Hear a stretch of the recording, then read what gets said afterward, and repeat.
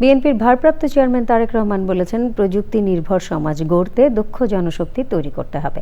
আন্তর্জাতিক যুব দিবস উপলক্ষে রাজধানীতে আলোচনায় ভার্চুয়ালি যুক্ত হয়ে তিনি এই লক্ষ্যে নানা পরিকল্পনার কথা তুলে ধরেন। জানান, ক্ষমতায় গেলে এগুলো বাস্তবায়ন করা হবে। সবাইকে ধানের শীষে ভোট দেওয়ার আহ্বান জানান তারেক রহমান। দেশের তরুণ এবং যুব সমাজের জন্য কর্মসংস্থান সৃষ্টি এবং তাদেরকে কর্মক্ষম করে গড়ে তোলার লক্ষ্যেই বিএনপির উদ্যোগে নেওয়া বিভিন্ন কর্মসূচি এবং কর্মপরিকল্পনা সম্প্রতি সারা দেশে বিভাগীয় শহরে অনুষ্ঠিত তারুণ্যের সমাবেশে মোটামুটি বিস্তারিতভাবে তুলে ধরা হয়েছিল।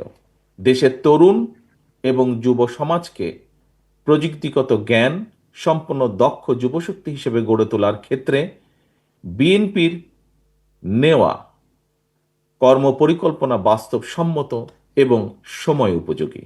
দেশের সকল নারী, পুরুষ, ছাত্র, তরুণ, যুব সমাজ সহ দেশের সর্বস্তরের জনগণের কাছে আমার আহ্বান, আগামী নির্বাচনে ধানের শীষে ভোট দিন, দেশ গড়ার সুযোগ নিন।